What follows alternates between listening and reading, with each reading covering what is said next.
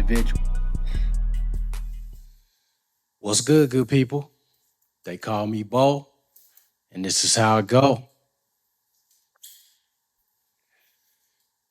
Let's do this. Episode 3, huh? So for a quick recap, episode 1, I showed you how God removed everybody from my life and I lost a lot of people. And now that I'm having a better understanding of what's going on during the process of this transformation, that was due to the fact that he wanted me to himself. I got it so he could work on me, so he could use me and change me. So got it. Isolation. That was showing you how I've been isolated from everybody. So I'm starting to understand more of what this is about. Episode 2. That's showing you something of what I had to be delivered from, that lust that I had to be delivered from, and where it started, how it began, and a little bit more about my background so you can understand how deep it was embedded. Got it. And it's also to show that, how can I judge anyone? All of the stuff I did, I'm not here to judge anyone. I'm just here as a testimony to say, hey, if he could change me, he could change you too, boy. It's difficult now. When you've been one way for a long time and then you just change, it's like, it's not as easy as you might think. So now, episode 3, West Coast Humbling. So left off in episode 2 at a certain place, going to LA. So I went to LA with my uncle and it didn't work out. Got me a bus ticket and I ended up coming back to Texas. And that's where we're going to start this episode off. So I came back to Texas, but when I came back this time, came back with baby mama. Shout out to baby mama. She was there for me for a long time. Much respect. Much respect.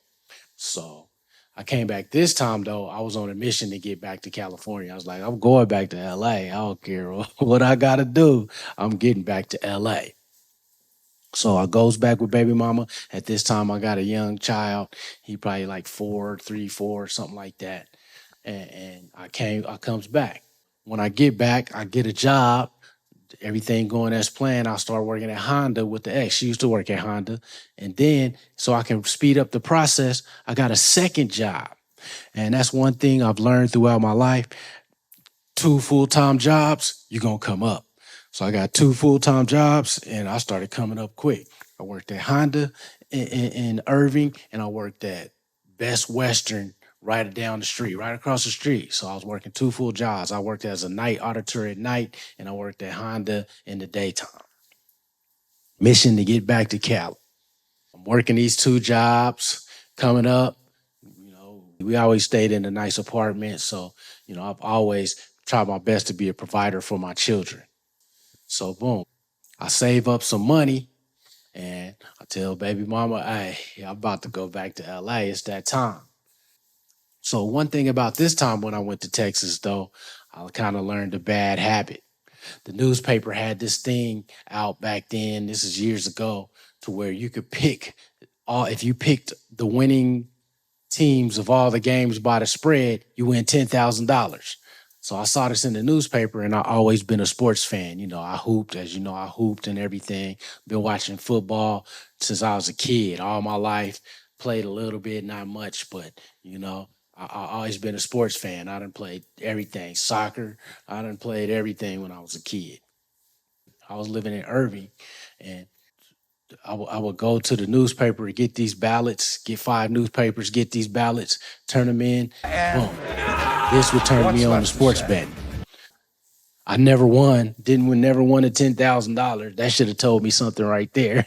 But that's what got me into sports betting. So this time I done came back to Texas, had 2 jobs, but now I'm interested in sports betting. And that's significant in this story. Sports betting. Man, I saved up enough money. I told baby mama I'm about to bounce, packed up the U-Haul, got all my stuff in it, left her with some cash. I'm headed to Orange County. So when I got these jobs, I was able to transfer both of these jobs to Orange County in California.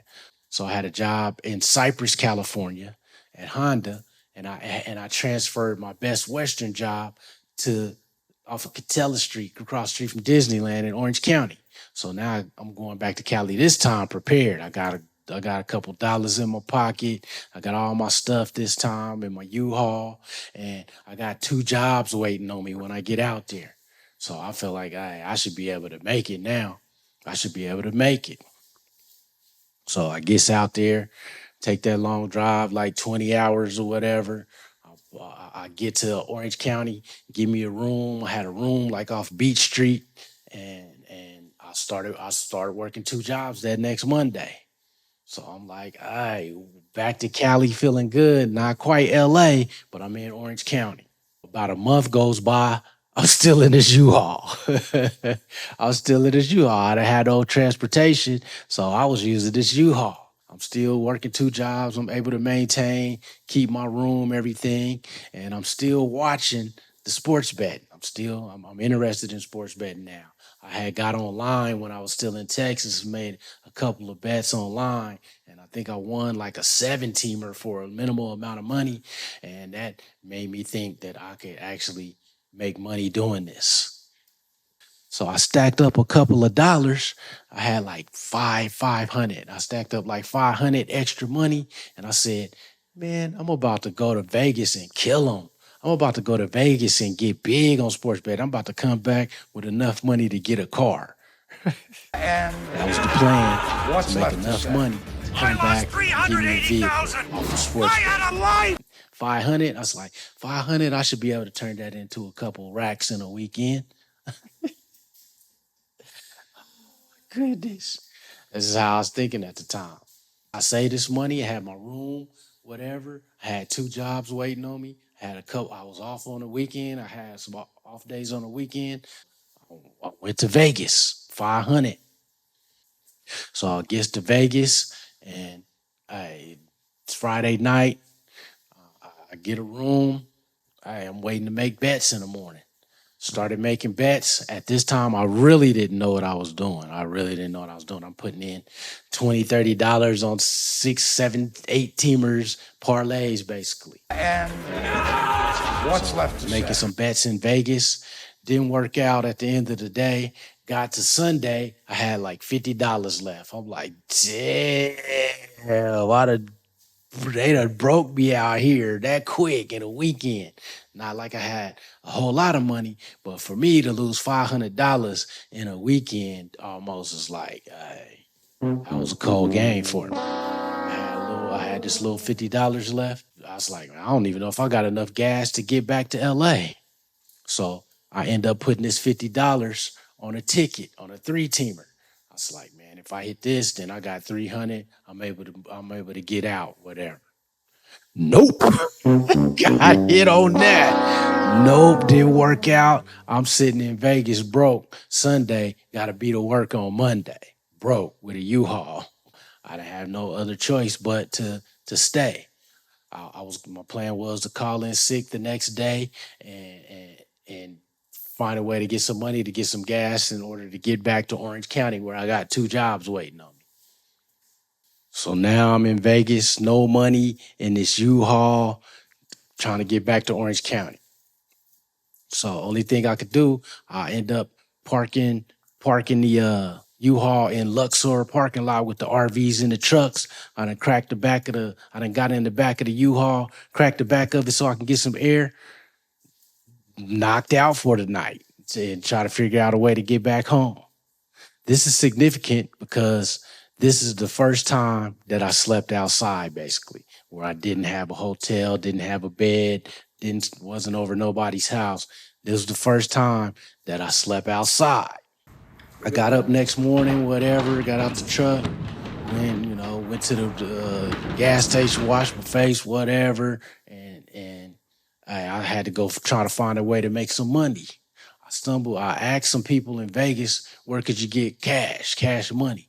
They told me about this place called Labor Ready. I said, Labor Ready? So Labor Ready is a place where you can go, you can get cash money. You usually do some type of construction work or something, and they give you cash at the end of the day, like $45 at the time. You get $45 from doing the most because you be doing the most at Labor Ready sometimes. They told me about that. I went and filled out the application. I didn't go out on that Monday, but now I was like, okay, I called in sick. I know I got a few days to get back to California to get back to my jobs. I had like $10, $12 left, and I ate. I still ate. I ain't never really missed a day of eating. I always found that God always provide me with meals throughout my life. So now, same thing, park Luxor parking lot. I'm in the back of the U-Haul, got the thing cracked. Get up next day, I had to be at labor ready. They said you got to be there at 5 a.m. I had a little garbage phone at the time, little Nokia, and I got up, drove the U-Haul to the work, 5 o'clock a.m. Hey, trying to get this money.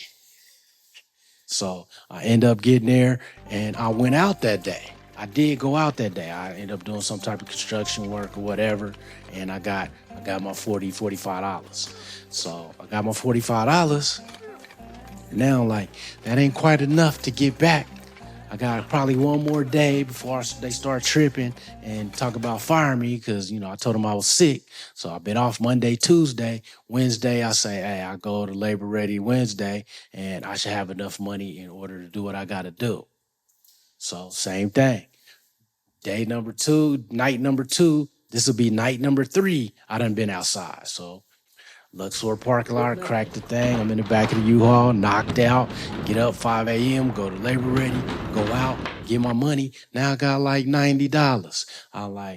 But got $80, $90 because I had 8 or whatever the day before that. This should be enough for me to get back to LA.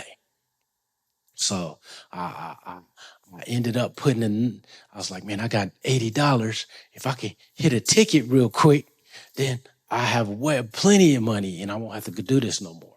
So I had the $80. I ended up putting $20 on a 3-teamer. 3-teamer pays 6-1 basically. So put the $20 on the 3-teamer, hit that mug. Why would I hit that mug? Hit that mug for 120. Hit the 120 plus about the $80 I had. Now I'm sitting on $200. But now that changed my psyche. That changed my thinking. Now I'm thinking like, man, I could hit him out here. I could get rich out here doing this. I didn't hit him for why? If I wouldn't have hit that ticket, I probably would have went back to California because I would have had my little $80 or whatever, and I would have called it a day.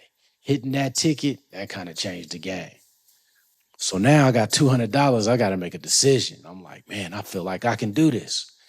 So I found a room at this little hotel called the Klondike. It was like 20, at that time, it was like $25, $29 for a night. This is years ago. They used to have a spaghetti dinner that I used to be killing for $1.99. This was back when Vegas was cheap. Vegas was cheap back then, and it's not like that anymore. So I'm at the Klondike now.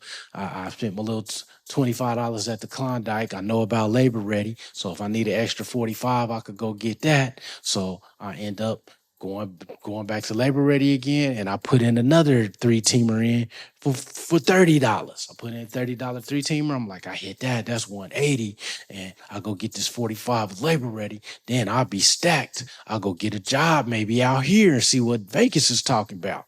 So of course, I didn't hit the 3-teamer, and I didn't go out at Labor Ready. So just like that, I done lost 30, and I didn't pay for the room. I got to pay for the room again, and that's where the cycle began.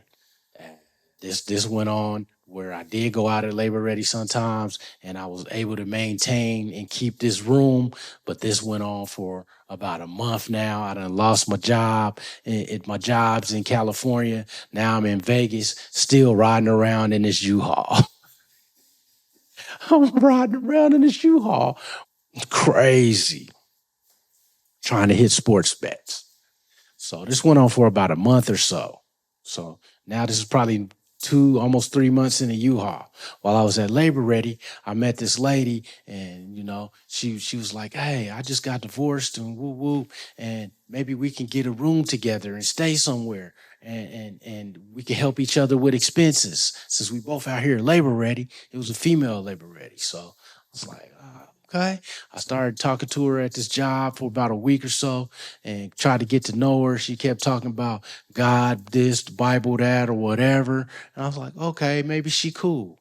Now, mind you, my foundation has always been in the word. You know, I might did a lot of stuff, but my foundation has been in the word my entire life. She was talking cool, whatever. We end up getting a room at another place so we could share expenses.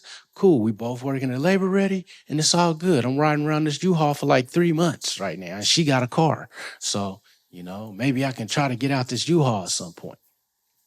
So I ended up going, and we got this room. And I used my ID. She paid half. I paid half. I think it was like $99 weekly. I ended up paying $50. She paid $50. I was like, man, weekly $99. Of course, it was in the hood. It was like East Las Vegas or whatever. And I think it was a Sportsman's. I think we was doing that. And got up in there, and I'm like, cool. Got a nicer place. I'm cool for a week now instead of having to be day to day where I was at the Klondike. Now we up in here, and I wake up the next morning to go to Labor Ready as usual, get ready to go to work or whatever. I'm living a whole different type of life right now. I'm just trying to survive and put in tickets to come up big, basically. That's what I was doing at this time. So I wake up the next morning, I go out to get in the U-Haul, I look around, I like, man, where my truck? I'm talking about like it's my truck. Man, what happened to my truck? I done looked around, truck gone, U-Haul gone. I said, somebody stole my truck. I came back here like it's my truck. Who stole my truck? Man, hell no. Man, who stole my truck? Somebody done stole my truck. Yeah, U-Haul stole your truck. That's who stole your truck. U-Haul came and got their truck. At this place, they check license plates on any U-Hauls and they see if it's been lost or stolen or whatever. Not lost, but stolen. And my stuff was stolen. U-Haul never came to get me. Thank you, thankfully. But truck gone. I ain't got no transportation now. I'm in Vegas in a place, no transportation, no U-Haul, sitting up in this room with this woman. So she had a car or whatever. She was like, oh, so sorry about your truck. I'm looking at her like, man, if it wasn't for you, I still have this stolen U-Haul. What? So I'm a little salty about that now. That should have told me something right there. When you be with people and bad things start happening with you, that's a sign. That's something that I learned throughout my life. And man, when you get with somebody and not necessarily bad things, because I done had the U-Haul, but I had it fine for months. Now all of a sudden it's gone. Now she taking me to work every day. We still working. We do this for about maybe we end up getting like kind of regular jobs at Labor Ready to where we was gonna go out every day. Thing about Labor Ready, you don't know if you're gonna go out every day. Sometimes you do, sometimes you don't. But it just so happened we got a regular assignments to where we was gonna go out every day. Now we do this for about 3 weeks or whatever, and she like, hey, we going out every day now. We can get a better place. We can get a better place because we gonna guarantee to be getting our money every week. I'm like, okay, that's what's up, And we end up getting another place. We got another place, a better place. Instead of paying like $100 a week, this one was like 145, 150 a week. A little nicer place. It was real. It was way nicer actually. It's a weekly still, but it was a nicer weekly. So we get this place. 140, everything cool. She taking me to U-Haul. She taking me to Labor Ready every day, and it is what it is. We end up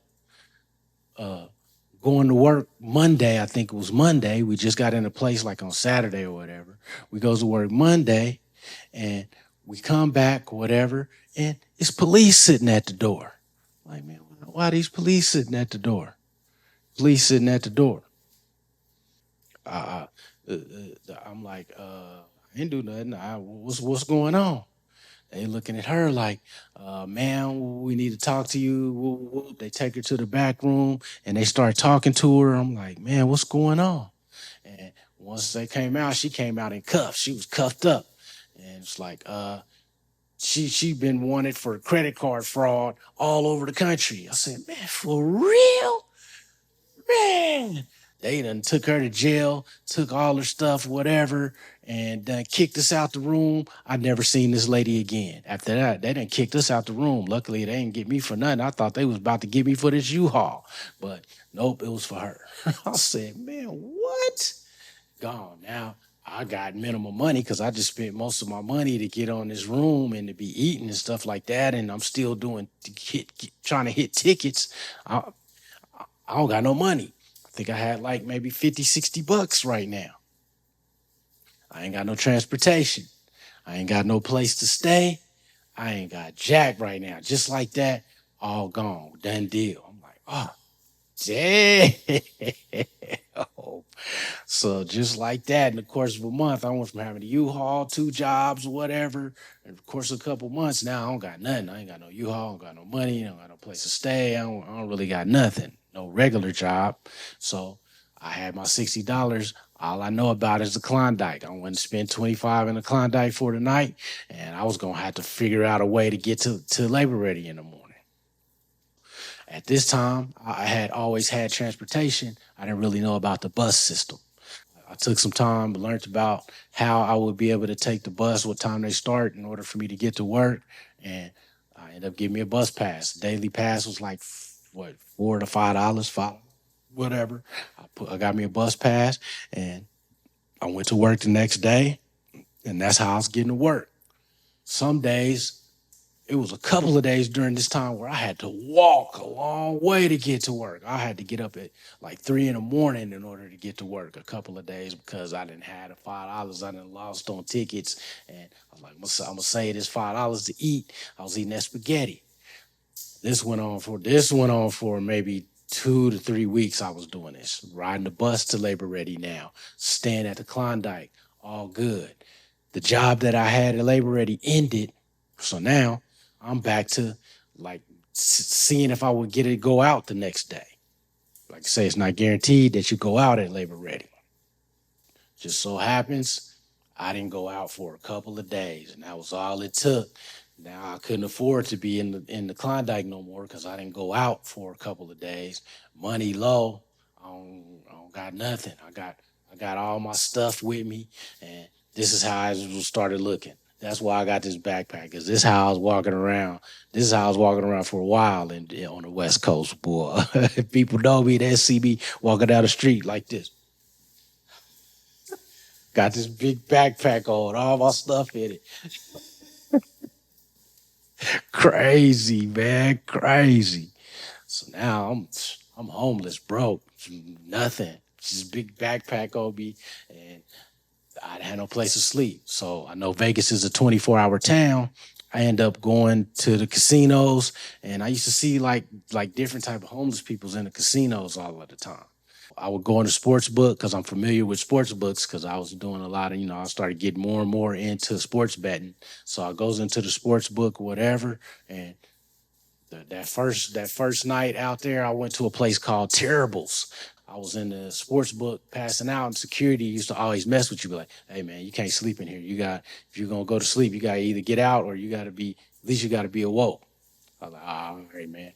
So I kind of figured that out. That security not gonna let you sleep in these casinos. So I would go to the bathroom. I'll go to the bathroom.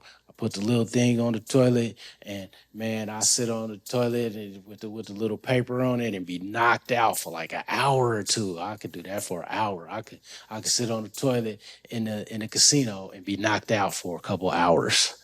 This is how I'm living now.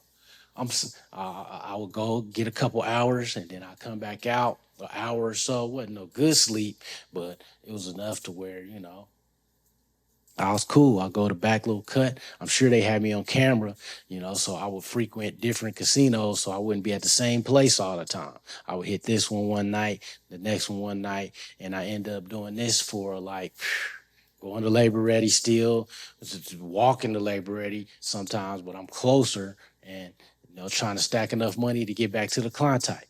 So the Klondike, sometimes I'll be outside, sometimes I'll be at the Klondike, but I'm starting to get adjusted to being outside. Same thing happens again. Don't go out to labor ready. I'm flat broke. I'm outside. I'm just like, man, I got to get out of Vegas. This is doing way too much. Just so happens I was in terribles one time, and I was so tired. I was beat, man. I was beat down, and I met the homeboy. I met a homeboy. We got to talking in the sports book. We talking or whatever. He like, yeah, man, I'm out here too. I guess he had a fight with his lady or whatever, and he was out here, and we was chopping it up. He said he had nothing to eat. I had a couple dollars to eat. I was like, man, I got you on some chicken fingers. They used to have these chicken fingers in terribles. They was $2. So they was like $1.99. Like I said, this is back when Vegas was cheap. I was like, man, go ahead. I got you on these little chicken tenders or whatever. So I got him some chicken tenders. I ate some chicken tenders. We still chopping it up. He cool. Shout out to the homie J Mac, boy. Shout out to the homie J Mac. This became a part of my Las Vegas family. I'm chopping it up with my boy or whatever, and and we up in the terribles. He's like, hey man, if you need to crash, man, I got a car, man. You could just go sleep in the car for a minute. And I said, for real? Man, I'm beat down at this time. So I was like, man, any good sleep I could get, I'm taking it. He ended up going to unlock the car for me. I went and got in the back seat. I was knocked out, man. I appreciated that. I was in the back seat slumped. I was in the back seat, slumped on that one, boy. I probably slept. He came to get me. He's like, man, you drenched with sweat. I was in there, so just knocked, sweating. I said, I appreciate this is Las Vegas, it's the desert.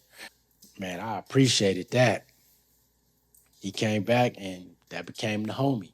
He ended up getting back with he had his thing going on, and I went over to where he was staying. He made amends with his lady or whatever, and he kind of brought me into his life.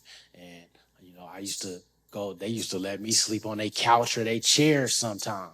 It's like, man, this the homie right here. He cool, and like I say, this became my Vegas family. You know, I went through. I now got a Vegas family a little bit. Still trying to work at Labor Ready or whatever, but I was like, man, I can't keep doing this. This is crazy. So I know what works. I mean, I studied accounting in school. It's no reason for me to be out here like this. It was no reason for me to be out there like this.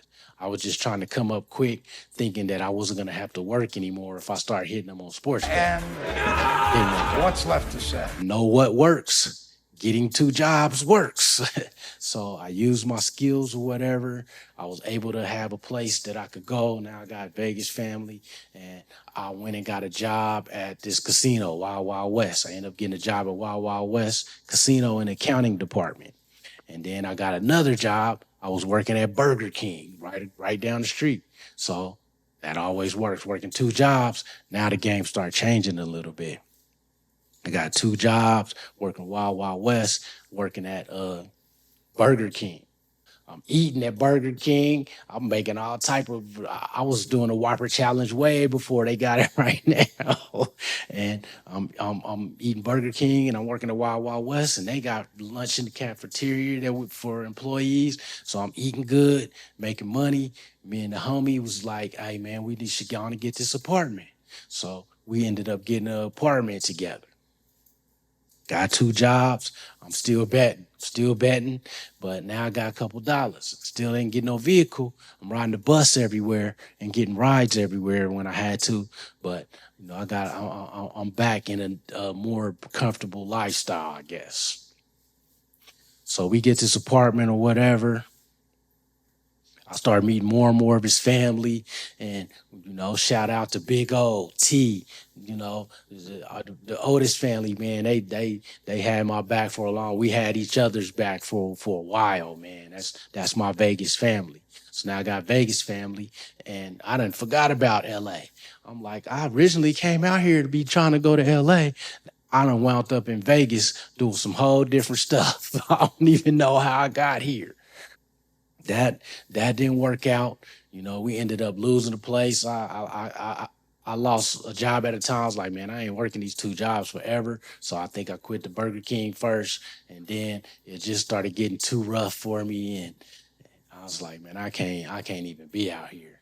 and end up leaving and going back to Texas. Now I got Vegas family. Got Vegas family, and I still want to get back to LA. I had to go regroup again, back to baby mama in Texas. Back to baby mama in Texas. Shout out to baby mama. Baby mama was having my back, boy. So I'm back with my kid, baby mama in Texas. Back to the same old same, wasn't working out or whatever. I started moving around. I went to Denver with my mom for a little bit, came back to Texas, and then I was like, man, I'm going back to West Coast. So now I got West Coast family. I got a job. I ended up getting a job in Texas for a little bit, stacking some money. But this time I said, man, I'm going to LA. Now I know people in Vegas. I got some people that I can count on that I can say, hey, I need a post for a minute if I have to. But I was like, man, I'm gonna make it in LA. I'm going to LA and I'm gonna make it. That's what I'm gonna do. This time, I think I was in Texas with baby mama and we ended up getting into it. I took whatever I had. I was like, man, I'm out. I'm out. That's what I do. I don't like to argue and stuff with with females. When it get to a point where my piece is broken, man, I'm peace. I'm bouncing. I don't stay where my piece is broken for nobody. I always feel like life is too short to be sitting arguing with nobody. I ain't about to argue with you for a long time. Now we can have our disputes or whatever, but when it start to get to constant arguing and it get start escalating to where it's like, man, it's not even worth all of that. I bounce. Everybody know me, I bounce. I ain't trying to hear it. So I think we got into it, and I was like, man, I'm gone, man, I'm gone. So I had a keyboard at the time. All I had was a keyboard and my clothes or whatever. I done pretty much lost everything this first time in Vegas or whatever, California, the first Vegas humbling, West Coast humbling. And now I'm about to head back to California. All I got is a keyboard, and I bought a bus ticket. I left my baby mama with a couple dollars, and I think after I got the ticket, I had my keyboard and like $20, $30. I done moved. I'm moving back to LA, where I don't really know anybody, but I do got Vegas family with 20, 30. I think I had $20 actually, and I had my keyboard. West Coast Humbling Part One, man. It's getting intense. Part Two coming up, man. I appreciate y'all, man, watching. Stay tuned for Part Two, West Coast Humbling.